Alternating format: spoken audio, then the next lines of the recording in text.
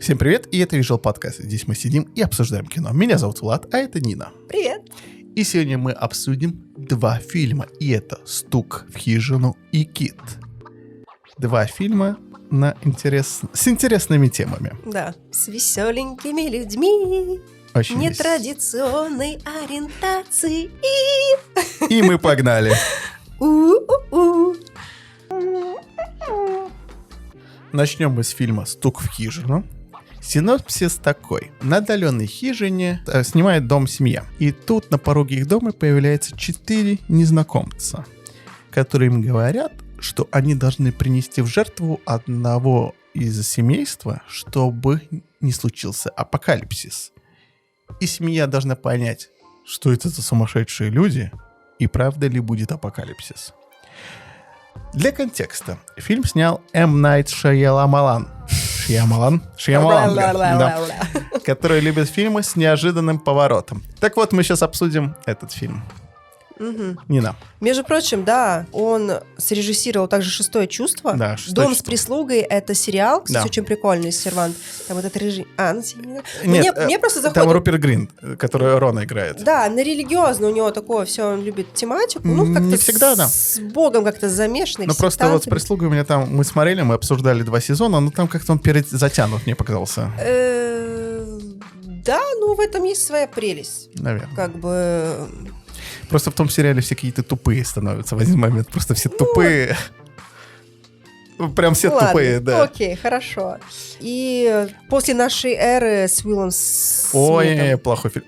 Знаешь, что он еще снял, за что я не люблю этого режиссера? Он снял экранизацию «Аватара» с Ангом. Я, кстати, вот не видела. Потому И что не я надо. не видела ни мультик, ни, честно говоря, я просто знаю, кто это. Вот там огонь, вода, там Да, воздух, и что-то он эти Да. силы хочет как-то... Стихии. Стихии, пардон, извините. Обуздать. Да. Да, я так понимаю. Вот. И последний... Мы, кстати, последний его фильм тоже обсуждали. «Старое», который мне не очень понравился. Ну, мне кажется, в принципе... Это аниме считается, «Аватар»? Или мультик? «Аватар» нет, это Мультфильм. западный мультфильм, просто с элементами аниме. Да, Вот да, так да, вот. да. Аниме — это то, что в Японии нарисовано. Остальное Да. это мультики, Да. cartoons. Так вот, давай начнем с этого фильма. По факту, по сюжету, если идти, там очень будет коротко. Ага. Ну, в общем, кто у нас в ролях? У нас Батиста. Мгм. И по ходу фильма мне как-то резало глаз его вот эта вот Образ тучность, вот это вот большие Да. эти мышцы, с и вот характером. какие-то очечки, Мгм. рубашечка, и вот он весь такой милый максимально, такой вот вежливый, такой, думаешь, боже, ну вот этому брутальному Драксу, да, из «Стражей Галактики», ну это, ну, вообще, ну, не подходит. И есть такое, что ты не очень веришь в этого персонажа. Ну, я понимаю, что, скорее всего, такие люди есть, но он ему не подходит. То есть как будто... Инородно. Я Ты даже не- не знаю, с чем это сравнить. Это вот как вот взять мужика с бородой, одеть его в балетную пачку. Да, и вот пуанты, и вот это боди розовенькое или беленькое, да, это будет смотреться как-то... Инородно, опять Да, же. инородно, правильно ты говоришь. Получается, начинается с того, что он встречает девочку в лесу. Около хижины. Да, он очень максимально так вот мило Крипово. к ней подходит. Крипово. Ну нет, он старается типа мило. Нет, ну, Ну, да, это- выглядит, как будто он сейчас ее просто утащит в лес. Да, он как будет педофил. ее как пидобир. Да. Что-то там делать, в общем, нехорошо. Вот. И, значит, Он пришел помогает ей дружиться. типа ловить сверчков как вместе педофил. с друзьями. И это, ну, максимально неловко. Да. Учитывая, в каких ролях мы видели этого актера, как-то вот как-то не вяжется все вместе, как-то ему это вот не подходит, эта роль совершенно. Для уточнения, он не то, что плохо играет, Не, просто в его ему- образ не верится. Да. Ему неправильно подобрали. Может быть, он же, я так понимаю, один из всадников апокалипсиса, получается. Это дальше. Да. Ты правильно Это понимаешь? уже спойлер. Ну, не то, что чуть-чуть. спойлеры, это чуть дальше мы Хорошо, поясним. хорошо. Ну, он, то есть, пытается подружиться с девочкой, чтобы, скорее всего, их пустили Давай бы в сразу, дом. давай сразу. Чё Так, я... конечно, что там, надо сразу все карты. Причем, давай сразу, чтобы мы раскроем все карты, это сразу было понятно, кто они такие. Ну, в принципе, да. Они даже по цветам таким одеты. Да. Давай-ка перейдем. Это, значит, у нас боец на белом коне. Смерть на белом коне. Нет, по-моему, на... Нет, Сейчас я скажу. там есть несколько обозначений этих всадников апокалипсиса. На белом коне появляется всегда первый, и это смерть. У меня написано с Википедии, что всадник на белом коне – это болезнь и завоеватель. Ну вот завоеватель, и вот он в белой рубашке. И вот он такой весь завоеватель, бодибилдер. Угу. А потом у нас идет всадник на рыжем коне. Это Руперт Грин. у нас, да, наш Рон Уизли. Рон Уизли. Это война, раздор, что, в принципе, ему подходит. Ярость, ну, гнев. Да. Далее у нас всадник на вороном коне – это Смерть. голод, и это повар, девушка. Да. А потом у нас идет всадник на бледном коне. Вот, смерть. Бледный – это типа такой, как призрак, можно сказать. И это смерть. Чума. И это у нас черная девушка. Медсестра. Женщина, медсестра. Ну, смерть, это вот Да. медсестра, наверное, что-то там. Ну, это, знаешь, которая, типа, либо лечит, либо забирает жизнь. Ну, окей, ладно. И у них вот эти вот приблуды, оружие. В общем, они выглядят, правда, как сектанты какие-то. А ты согласна, что титры этого фильма больше раскрывают сюжет, чем сам фильм? Ну, то, что в титрах было... титры были как начинались? Они как зарисовки, оружие, там, знаешь, типа демонов было. И они как будто лору фильма больше раскрывают, чем сам фильм. Слушай, я после титров просто выключила. Ну, когда они не начались. А оказывается, там что-то еще дальше там... продолжалось. Нет, начальные титры. А, начальные?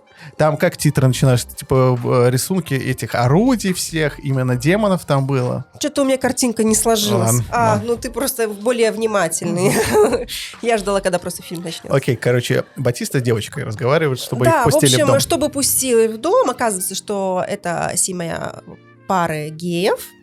И они там отдыхают в своем загородном домике. Они его сняли. В лесу. Хорошо, сняли они его, хорошо. Это очень важно. Да. Они его сняли. Да. Они нищеброды, и у них нет своего дома в лесу. Да, как слюшку сняли. Слюшканый дом. В общем, и вот эта вот тягомотина, да, начинается. Спустите нас, а мы вас не пустим. Они Опустите. вампиры. Знаешь, вампиров надо в дом позвать, по-другому они зайти не могут. Они как вампиры. Да, надо их даже пригласить. Да. Похоже.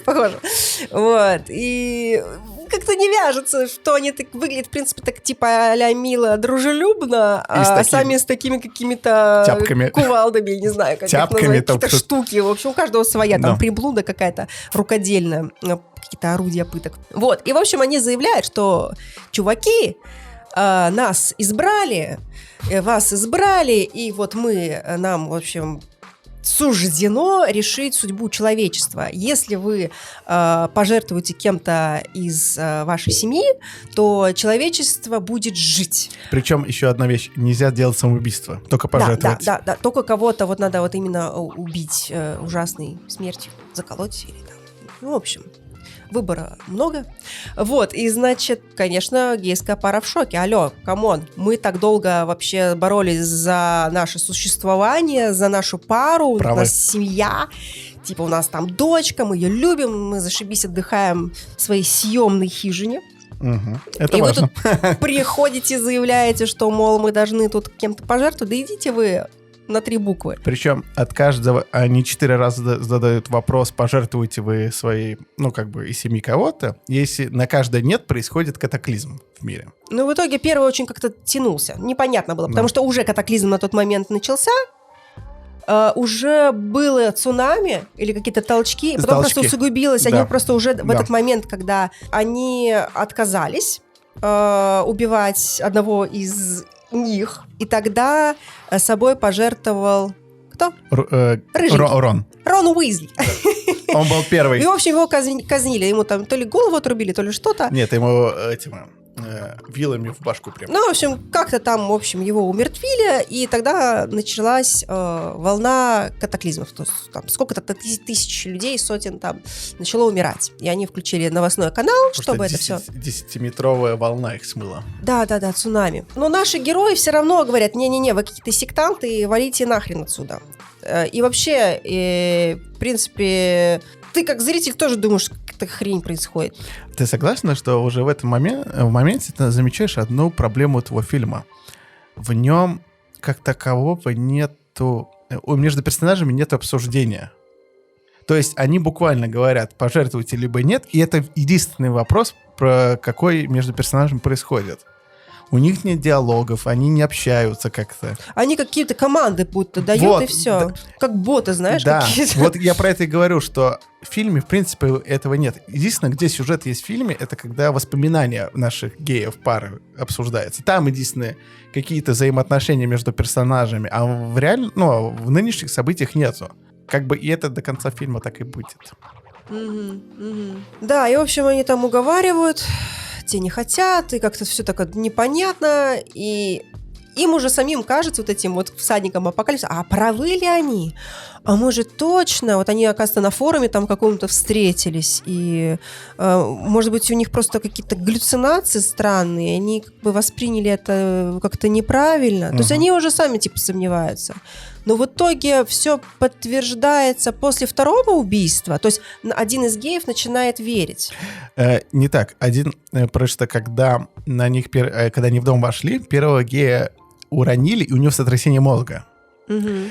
И когда Руперта Грина казнили, у него было видение, да. Ну, то есть он в зеркале там какой-то свет он увидел. Да, он видел образ. Да. И он из-за этого начал сомневаться. Но его муж говорит, у тебя сотрясение, у тебя могли быть галлюцинации. Угу. Понимаешь, это еще подается через... Тут такая слабая интрига идет. Вот в чем проблема, опять же, этого фильма. Фильм триллер, но саспенса в этом фильме вообще нету. Саспенс? Ну, саспенс, знаешь, когда смотришь триллер, у тебя идет внутри напряжение от того... Это называется саспенс? Это саспенс Ничего называется. себе. Да. И он как триллер... Как ты лингвистически подкован. Как триллер этот фильм вообще не работает. Нет. Мы по поводу сюжетного поворота чуть позже поговорим. Главного сюжетного поворота. Так о чем-то мы говорим? О том, что вот по сути и получается, что те говорят нет, и происходит вот убийство очередного этого всадника. Значит, вторая девушка-повар, ты уже пронюхаешь? Ну, да, второе убийство это было... Первое, получается, цунами. Да. Второе, это болезнь детей. Да. Нет. Третье, это... падают самолеты. Да. А четвертое молния. И вот этот самый падет небо, да. И все такое. Мне еще понравилось, как эти, знаешь, настолько расплывчатые они рассказывали про какие будут эти...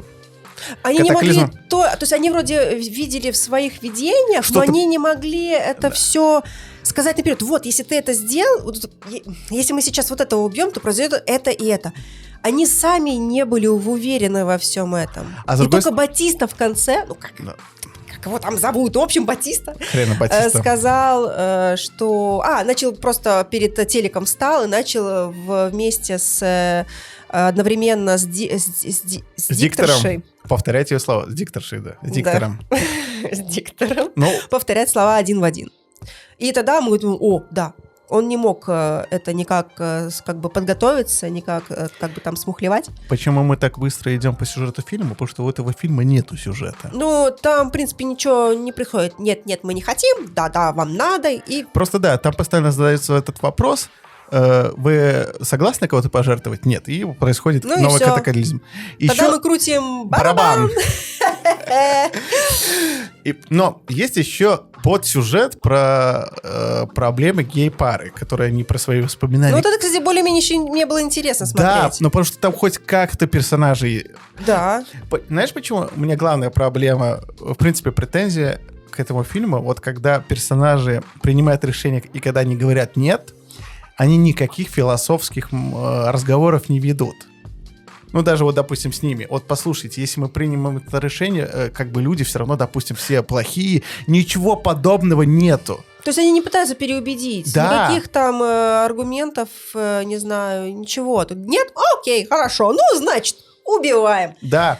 То есть фильм не дает никаких вот этих саспенсных диалогов. Вообще тут диалоги настолько тупые, персонажи говорят ванлайнерами какими-то. Да, а вот эта вот девушка, которая была черненькая, которая повар, да, она голод, да, всадник, голод. Мгм.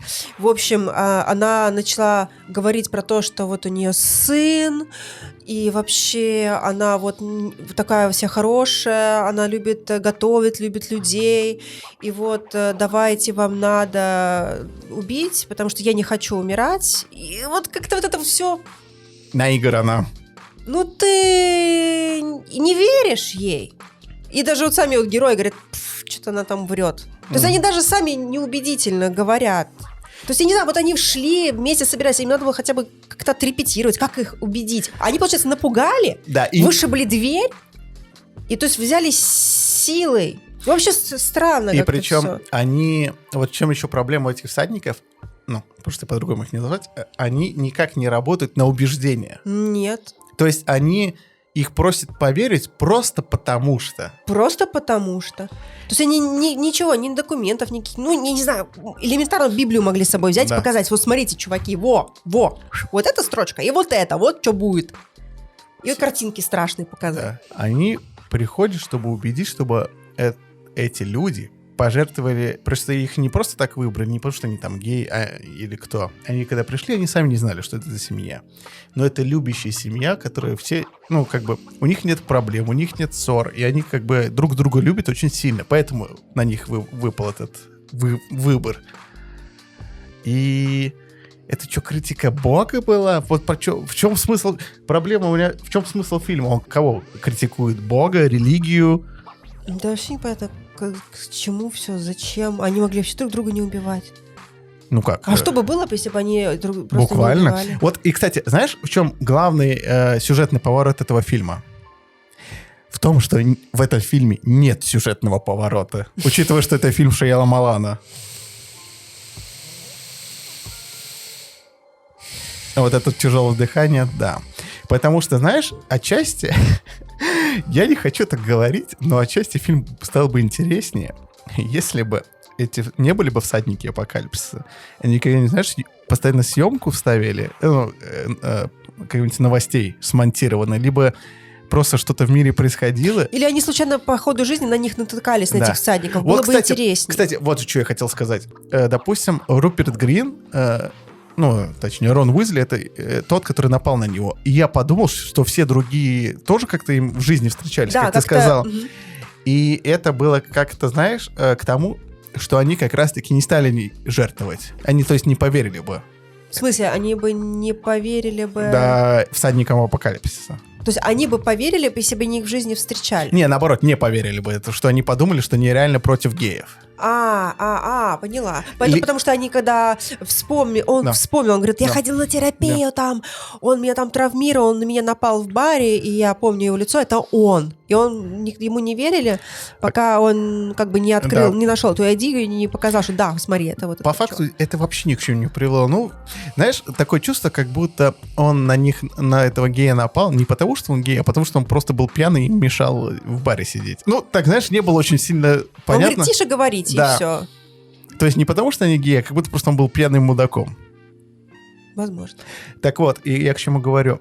Либо сюжетный поворот, что они им бы не поверили, потому что они реально как-то их в жизни в разных местах встречали. Либо потому, что они типа маньяки были бы. Просто фильм настолько прямолинейный. Да, он какой-то не все в одной хижине, блин, это дурацкой. Да, там показывают периодически катаклизмы, там в больницах, там как детей лечат, эти как-то люди убегают от этой волны, как самолетики падают. По сути, все, что мы видим, это вот эту хижину, эту комнату гостиную и телек. И вот этих вот... Но- Будете принимать решения. И причем у меня не всё. проблема, что это в хижине происходит, а потому что между персонажами ничего интересного не происходит. Ну, нету диалога вообще никакого. Вот, я не про действие, что кого-то должен бить, а у них нету никаких дилеммных диалогов. Чё-то тупо, знаешь, Да. это вот я как мамка, ты мой сынок, я говорю, а ну-ка ешь кашу. Да. Нет, не буду. А ну-ка ешь. Это полезно есть кашу овсянку по утрам. Нет, я терпеть не могу эту кашу. Я не буду. И причем, Всё, знаешь, ноль. вот эта мама, которая не может объяснить, зачем надо кашу И что ты будешь там сильным, ты сможешь быть самым... Ну, там... типа, ну, смотри, там Да, знаки, да. там это сложные углеводы, они нам нужны для силы, там, для построения там наших клеток и так далее. Там, вот, смотри, будешь кушать кашу, будешь сильным. Да, Ну, вот, да. тут типа, тут ешь, нет. И фильм из-за этого Всё. скучный. В нем нет никакой дилеммы. Они просто должны убить просто потому, что это 400. Как-то по-дурацки. И при этом непонятно, что будет, если они не будут следовать вот этим указаниям из видений. Если они не поедут, если они не станут это делать. Что произойдет? Что? Ну, все умрут. Все равно все умрут. Ну да, типа, надо было убить реально обязательно. Фильм об этом То говорит. есть, по сути, когда они просто убивают, просто приближается этот, день, час X. А если бы они никого даже не стали бы убивать? Кто ими? Ты вообще про кого? Я про самих всадников апокалипсиса, потому что когда их убивают, начинаются катаклизмы. Не, но это обязательно, как понимаю, с ними что-то тоже произойдет. Ну, кстати, вот это тоже не объяснено. Какой-то, Ну, короче, фильм тупой на самом деле. какой-то Он непродуманный, недодуманный. Да, в нем концепт можно было бы интересно сделать с точки зрения, если бы сценарий был лучше написан. В нем очень сырой сценарий. Это, как, знаешь, заготовка какая-то для сценария. Да как будто какой-то студент это все В том-то и дело. готовил, да. Короче, Шиямалан, ты, не знаю, у тебя... Это уровень Шиямалан Не за плохого. отчет. Да. Короче, мне ни один персонаж не понравился. Девочка. Мне девочка понравилась. в Окей, принципе. ладно, согласен. Девочка, сколько ей там лет? Да. 6. Очень неплохо таки, мне кажется, сыграла. Батиста сыграл хорошо, но просто это не его персонаж. Я так разделю. Он сыграл хорошо, но не его персонаж совсем. Вообще как-то кринжово он выглядел. Какой-то вот такой вот, да. И тетя такой пусечка, который говорит так полушепотом. И все. Никаких смыслов неинтересных в этом фильме нет. Вообще ничего. Я не говорю про глубину какую-то там, про какую-то философию. Могли бы какие-то библейские штуки поставить. Правильно, фильм? Нет, они есть, просто они максимально тупые. Нет, смотри, можно красиво сделать, допустим, всадники апокалипсиса, показать какие-то изображения из библейских. Ну, не знаю, как-то вот подкрепить это все. Кстати, а фильм можно ли обвинить то, что он нетолерантный, в том плане, что чтобы спасти мир, пришлось геям пожертвовать? Я даже не знаю. Пас. Не знаю. Ну, в общем, я не советую смотреть этот фильм. Я тоже не советую. Пропустите. Скучная бредятина. Да, какой-то вообще ни о чем. Ни о чем. Короче, оценка. Знаешь, изначально я ехала сюда, я думала о 6. Но вот сейчас мы поговорили, и я осознала, что я хочу вам поставить 4. Ну, это даже много, я 3 ставлю. Да, потому что что-то как-то я возмущена. Потому что в фильме ничего хорошего нету. В том плане, желтый фильтр, прям дико желтый. Тебе глаза не вырывало от желтизны в этом фильме? Да я вообще, мне кажется, мне настолько было скучно его смотреть, что я вот просто, мне кажется, занималась просто другими делами. Угу. То есть ни о чем. Ни о чем. Короче, фильм ни о чем. У нас средняя 3. 3,5. Ладно, мы вдвоем 3,5. Шиямалан — это худший. Это Шиямалан классический, который снимает плохо. Вот. Слушай, учитывая, что какие у него там есть гениальные, да, это вообще удивление, Знаешь, что он такой плохой фильм это, делал. скорее всего, исключение из правил его хорошие фильмы. А главный сюжетный поворот в этом фильме, как я сказал, что нету сюжетного поворота. Это именно к Шиямалану относится, но это его фишка — сюжетные повороты. Он даже здесь сделал сюжетный Он поворот. максимально поленился, я тебе скажу, просто Угу. он не сделал ничего. Мог бы что-то выжить оттуда, но, видимо, не хотел. Мы идем дальше. Да. Короче, мы отходим от одного фильма в одном помещении с геями, переходим ко второму фильму с геями в одном помещении. Одна комната рулит. Одна голубая комната рулит. Одна голубая комната. Короче, с китами поющими. Да. Читающими рэпчик. И с библейскими отсылками. Боже, у меня Максимально. слезы потекли. Это фильм «Кит» с Брэндоном Фрейзером. Снял его Даррен Арофановский. Арофановский, кстати, да, что я. Синопсис такой. Это фильм про учителя. Он страдает ожирением. И он гей. Потому что он страдает ожирением от того, что у него депрессия, потому что умер его любимый человек. И он заедает этот свой стресс едой. И он умирает. и мы смотрим на последние дни этого человека. Там прям вот так вот в описании фильма говорится, что он умирает? Это я добавил. А, ты решил сразу перейти к сути. Ну, к сути, чтобы, да. ну, не мучить людей-то, что Да, там? да. Что? Умирает. В общем, я хочу подметить, что Даррен Аронофски, да, у него есть классные фильмы, да, Да. «Мама», Да. да, тоже на библейскую Библейские. тематику. Ну, вообще, «Мама» — это, в принципе, пересказ Библии, я бы так сказал. Да. Окей. Я бы даже так сказал. Да, Там не пересказ Библии, ну, он такой... быстрый пересказ Библии по всем Иисуса сюжетам. рождают, казнят, в общем, да. «Черный лебедь», да, про балет, и «Реквием по мечте». Да, у него еще был «Фонтан». «Фонтан» очень грустный фильм про ребенка, который болеет раком, кажется. Да, я точно не Там помню. Брэд Питт играет, правильно? Нет, в «Фонтане» играет, по-моему, Хью Джекман. Возможно. По-моему, Да. И там точно. тоже про библейские отсылки, кстати. Вот я вот его слабенько помню. Я ну, тоже да. слабо помню, но но в там- принципе у него все такие фильмы такие интересные. Да. Вот. И со всем этим багажом можно предположить, что мы, в принципе, ожидаем от этого фильма. Да? Нет. Я лично очень рада за Брэндона, Да. что он секунду. вернулся в кино. Это актер из «Мумии», если вы И забыли. комедия еще там были. «Джордж и джунгли» у него был этот, потом, где он типа мальчик, который вырос в бомбоубежище, потому что родители думали, что произошел Карибский кризис. Что еще просто хотел сказать? Этот фильм снят по пьесе. И он чувствуется как пьеса в кино. О, боги. У тебя не было такого? Просто ощущение... Я не знаю, смотрел ли ты фильм «Отец» в прошлом году еще выходил с Энтони Хопкинсом. Тоже, который был снят по пьесе. И у него все равно есть вот этот, как я Нет. люблю говорить, вайб. Нет, не смотрел. Не смотрел. Но просто в этом фильме чувствовалось, что это как пьеса. Просто видеофильма. Я немножко по-другому его ощущала, так как Брэндон...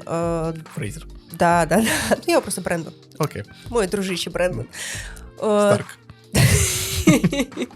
В общем, так как он надолго ушел из киноиндустрии, и он был там в тяжелой депрессии и все такое, в принципе, у меня было ощущение, что этот фильм был, ну, как спасательный круг для него. То есть хорош, так сказать, не сам фильм, а то, что Брэндон пришел снова, и он с нами, и он снимается в кино, и вот вся эта поддержка ощущается. То есть почему, в принципе, такие высокие баллы за фильм «Кит»? Потому что все поддерживают этого актера, они все за него. Говорят: чувак, давай, бомби, давай, живи. К этой же теме я еще дополню, что «Кит» не первый проект, после которого он вернулся, он же еще играет в этом. В сериале. Дом-патроль. Ну, он там в маске все время. Ну да, он постоянно там как... Там, если ты, в принципе, не озвучка там читаешь больше, титры, да. то ты, в принципе, не знаешь, что он там, под этой маской робота. Мне стоило добавить. Да, хорошо, ты подметил. У меня было ощущение, я не знала, что оно по пьесе, что, в принципе... Фильм с этого начинался. Это было написано, что он по пьесе. Я не читаю. Я понял. Я не читаю, я смотрю, я расслабляюсь, я впитываю. Вот. И... В этом фильме вряд ли Ну, можно хорошо, расслабиться. ладно, Нет, ладно. я имею в виду, что в этом фильме вряд ли можно расслабиться. Ну, да, хорошо. И я хотела сказать, что мне показалось, что эта история вот именно про Брэндона. То есть вот он как бы тонул, вот он в своей этой депрессии, вот он в таком состоянии. И он, кстати, из-за своего состояния очень хорошо с этим героем сжился. То есть мы реально верим, что вот это он. Вот это реально он. То есть актера подобрали очень хорошо под роль вот этого вот несчастного преподавателя. Кита, который довел себя до просто ужасного ожирения. Он просто убивает себя, жрая пиццу. Это максимально неприятно, потому что он давится, он блюет, но он все равно жрет. Мы это все смотрим, вот он весь такой сальный, он не может сам встать. И, в общем, у него периодически вот эти вот, я не знаю, там почти инфаркт случается. У тебя? У него. Я подумал, у тебя такой актерской игры. Нет. То есть он подошел, хорошо. Другой момент, хороша ли сама пьеса? Интересна ли эта пьеса? Ну, давай мы про сюжет. Чуть-чуть. Ну, ты, в принципе, рассказал, что он грустит. Не, но еще то, что Поутрать. он работает по зуму с учениками. И с выключенной камерой. Да, чтобы они его не видели. И он грустит по своему умершему любовнику. Да. Его сестра ему, сестра этого любовника ему помогает. Угу. И у нас в сюжете появляется еще молодой парень, и он как миссионер из секты, из-за которой как раз-таки умер любовник Фрейзера. Угу. Потому что у любовника была дилемма. Он верил в Бога, но он гей. И эти две вещи в нем не сходились. Из-за этого он как бы кончает жизнь самоубийством. Ну, ты знаешь, вот как раз-таки, когда религия очень сильно в человеке, и она не дает ему жить полной своей жизнью, которую он хочет. Угу. И поэтому у людей, к сожалению, которые вот очень подвержены религии, у них вот этот слом часто происходит. Они не могут пойти путем, который они хотят.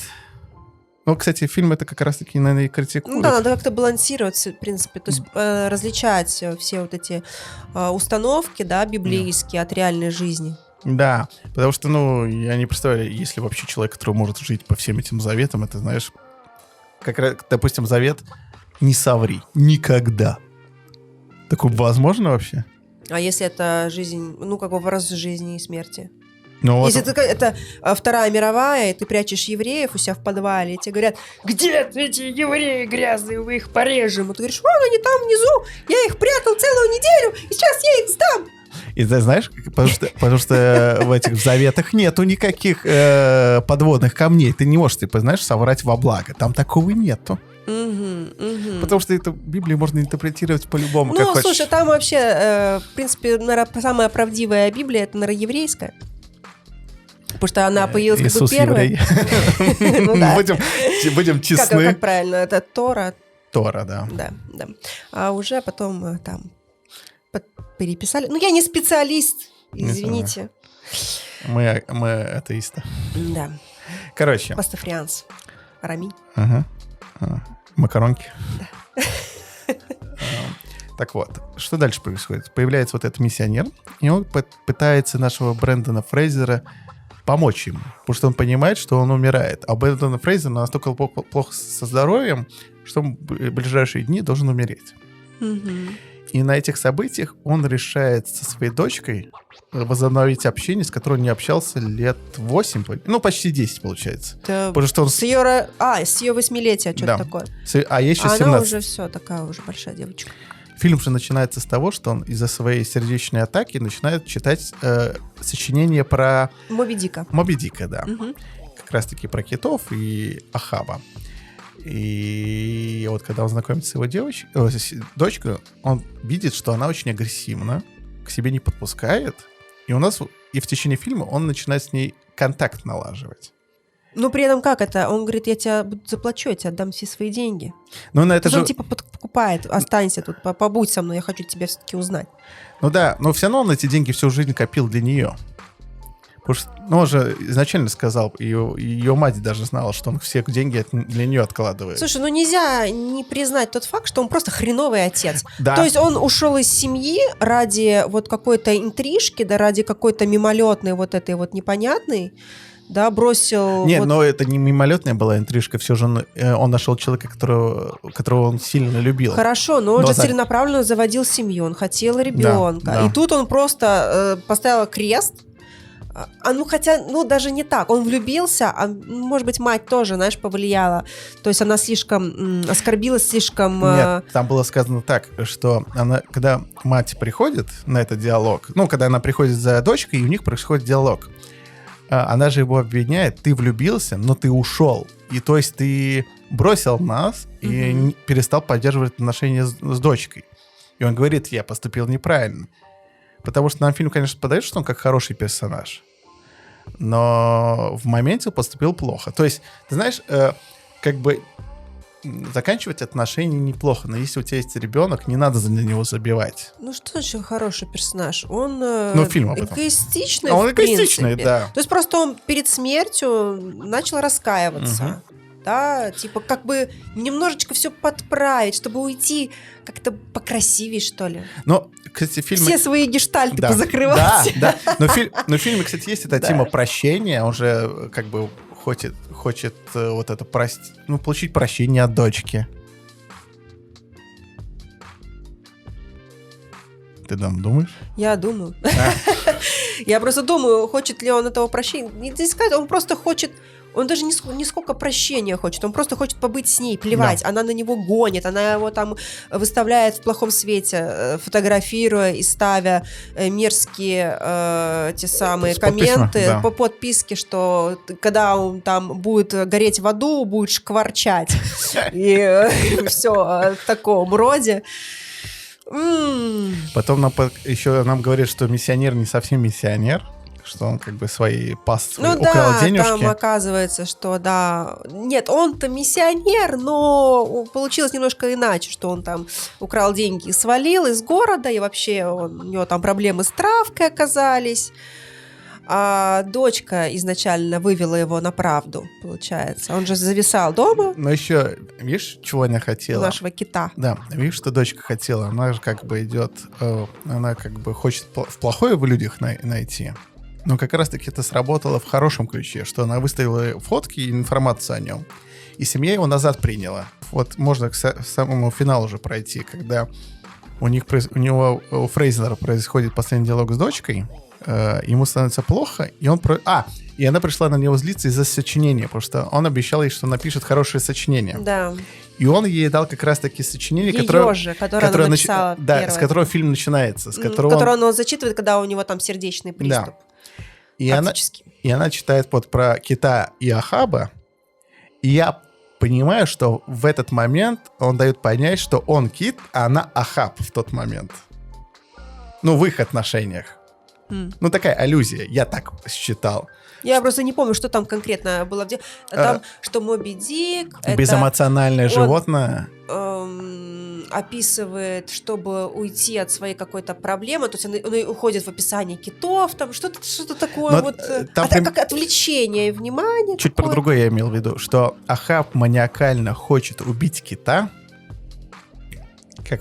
Помнишь, она как его... девочка, в принципе, она его там таблетками там накармливает. Как девочка, девушка. А кит — безэмоциональное существо, которое не понимает, почему за ним Ахаб... почему Ахаб его хочет убить. И это, как понимаю, аллюзия на их уже отношения. Ты испытываешь жалость к этому Брэндону вашему? Не жалость я испытываю. Любой человек совершает какие-то ошибки. Любой человек. Плохо, что он не попытался навести контакт до всех этих событий. С другой стороны, его можно понять, потому что он в депрессии. Слабый человек. Да. Вот это его самое верное будет описание. И он опять-таки говорил, что он всегда там был тучный, и его, в принципе, он считал, что его никто никогда не любил, и тут появился человек, который любил его таким, какой он есть, и он как бы за ним как бы ухаживал, следил, и он просто, восхитился от этой заботы, и поэтому, я так понимаю, он ушел к этому, он бросил семью, ушел к этому бойфренду своему. А бойфренд, да, у него серьезные были проблемы, депрессия. Кстати, знаешь, что еще смешно? Он, кстати, наоборот, он не ел. Я про это хотел рассказать, да. Да, он же голодал, он умер, по сути, от голода. А этот решил, какая не янь. Да, так и про это же и есть. А этот решил обожраться и помереть. Фу, мерзко. А тебе, кстати, смущало, что персонаж гей Фрейзера в фильме? Да, эти геи просто везде и всюду. Мне кажется, сейчас не обходится ни одного фильма, где нету гея, лесбиянки или какого-то там небинарного персонажа. Не, как бы тебе окей было смотреть, либо нет? Потому что все... Я читал негативный комментарий, кто писал к этому фильму. Там не было написано, что фильм скучный или что. А вот про геев сразу. Да, мне все равно. Просто можно показать это как в фильме интересную пару, которая переживает плохое отношение социума к себе, да, и как они это преодолевают. А можно показать как-то с такой другой стороны. Не знаю. Не, потому что в данном случае, если бы девушку точнее, если бы его партнером была девушка, фильм бы так не работал, потому что конфликты происходят именно из-за гей-отношений их. Ну да, он же типа был straight, а потом оказался типа... Мне кажется, он был гей изначально. Я просто к тому говорю, что если бы, ну, как бы самоубийство не произошло бы у любовницы, да, ну, как любовник, чуть по-другому, потому что именно им происходит вот это, типа, религия против гей-отношений, и поэтому любовник кончается. С девушкой было бы не так. Ну, там еще отец этого любовника заставлял его жениться. Почему он сделал самоубийство? Потому что он говорил, так, у нас так принято, ты женишься, я уже выбрал для тебя жену, типа, все решено, а тот же нет, говорит, я не хочу, я так не чувствую. Потому что отец был пастором в этой секте. Да, в этой секте. И в конце, ты поняла смысл концовки, когда дочка прощает Фрейзера, и у Фрейзера происходит вознесение? Ну да, он наконец-то как-то его типа отпустила, он как бы перестрадал. У меня такое ощущение, что как бы типа как принятие, то есть дочка его как бы приняла. Да, и плюс, я как насколько понял, дочка его приняла, и он в этот момент на самом деле же умирает, и как бы он типа в свой этот рай, наверное, отправляется как-то так. Ну, видимо, да. Это его личный рай. Он там показывает, что он снова на берегу, она маленькая. То есть лучший момент в его жизни. Он как раз говорил, что он последний раз был на море, когда она была маленькая. Все, после этого, кстати, странно, они жили со своим бойфрендом. Что, они там не путешествовали, что ли? Ну, вообще нет. Смысл? Они, наверное, в этой комнате все время и сидели вдвоем. Один ел, а другой нет. А как тебе вообще в сумме фильм? Знаешь, у меня как бы... во мне так борются два человека. С одной стороны, как я повторюсь, я рада, что Брэндон вернулся в кино. Мне он нравится как актер, да, я его поддерживаю. Я понимаю, что это там как бы ему тяжело было в какой-то его период жизни. А с другой стороны, мне кажется, вот если был бы не он, вот взяли бы любого другого на роль этого кита, фильм бы так бы не хвалили. Вот он бы просто вот прошел бы мимо. Ну, допустим, на Каннском фестивале первый раз этот фильм показывали. И критики хлопали им не потому, что Брэндон Фрейзер был, а потому что он же отлично сыграл. Ты согласна? Он хорошо сыграл, да. Но сам фильм мне не понравился. Вот. Как он сыграл, я согласна. Отлично. Он максимально классно, отлично показал вот этого вот несчастного человека, который хочет умереть. Он хочет, но он слишком труслив, чтобы сделать самоубийство сразу. Он выбирает долгий и мучительный путь. Согласен, да. То есть, получается, видишь, во всем показывается его слабость. Он не может наладить отношения с своей семьей. Да, он не может самоубийством даже покончить. То есть он такой просто слабохарактерный человек. Да. И от этого вот у меня почему-то жалости к нему нету. А у меня тоже он сам выбирает этот путь, он так хочет, ну и пускай. То есть мне его не жалко, ничего. Мне, наверное, жалко девочку больше. Конечно. Потому что она же хочет, чтобы у нее был папа, и хочет с ним каких-то взаимоотношений нормальных, да, как у дочки с отцом. Ну, а он такой вот весь такой тюфяк. Потому что же мама говорит, что дочка как ангел во плоти получилась. Но она такая получилась именно потому, что она покинутая. Она была, она чувствовала себя ненужной. Да, наоборот, мать говорит, что это демон какой-то, исчадие ада. Но я про это говорю. Ангел во плоти. Ты сказал ангел. Я тупанул, демон во плоти, да. Да, что вообще исчадие ада, типа мы породили просто исчадие бездны. Ну да, она максимально девочка такая неприятная, она бросается такими всякими дерзкими высказываниями, чтобы ты сдох и так далее. А, и еще момент меня просто раздражал в фильме. Ой, извини, просто 100 раз, извини, мы поняли, что тебе жаль. Ну зачем постоянно говорить извини? То есть он максимально убогий такой. Так это и есть его персонаж, это и показывает его персонажа. Да, ой, извини, мне жаль. Короче, тебе понравилась его игра, но не понравился его персонаж. Мне понравилась игра, мне не понравился фильм. То есть я можно сказать, терпела. Мне было неприятно. Мне напомнил, извини, я тебе вообще не даю сказать, есть фильм такой «Таксидермист». Не смотрел. И он как бы создан из нескольких эпизодов, которые, в принципе, проходят в разные временные отрезки, но по сути показывают семейное древо. То есть начинается все... То есть во всем вот этом семейном древе максимально неприятные персонажи. И так вот, в одном из временных вот этих отрезков там вот есть соревнование людей по поеданию на скорость. И вот они как раз вот такие вот огромные, мерзкие, и вот они жрут и блюют. Жрут и блюют. Ням-ням. Да, и потом показывает, что вот дальше, вот просто дальше и хуже, дальше и хуже. К чему я это говорила, я не помню. Я просто хотела подметить, что вот мне немножечко напомнило вот этот фильм, да, что вот показать всю эту мерзость, да, вот всю вот эту вот тошнотворность.